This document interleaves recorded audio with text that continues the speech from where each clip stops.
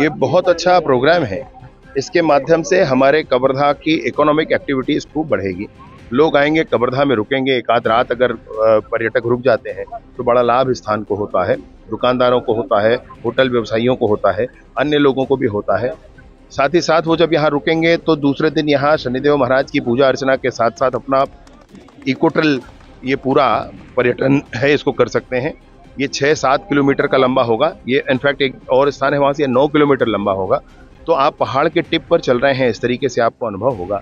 दूर तक प्रकृति के अद्भुत नज़ारे दिखेंगे, बहुत सुंदर तितलियाँ दिखेंगी, नदी के किनारे चलना होगा और जब ये आप पूर्ण करेंगे, तो आप भोरमदेव महाराज के मंदिर के समीप आप उतरेंगे। इस बीच में शीट बॉल के माध्यम से आप वृक्षारोपण का काम भी कर पाएँगे और भोरमदेव महाराज के 1000 साल पुराने मंदिर का दर्शन, साथ ही साथ इस प्रकृति के अद्भुत नज़ारे को देखना, बहुत दूर कहीं जाने की ज़रूरत नहीं है, सिर्फ कवर्धा तक आना है और ये आपको उपलब्ध होगा।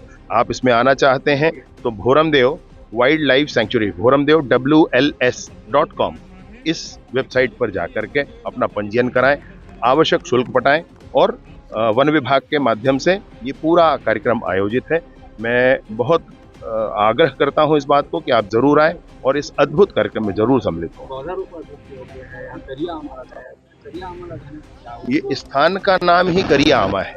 हमारे स्थानीय लोग सारे बताते हैं कि बहुत पहले करिया आमा के ही पेड़ यहाँ पर हुआ करते थे और वो समाप्त हो गए हैं, लेकिन पुनः 51 करिया आमा के पेड़, काले आम के पेड़, करिया आमा हमारे स्थानीय भाषा में बोलते हैं हम लोग, तो वो लगाए गए हैं उसी बात को पुनर्स्थापित करने की।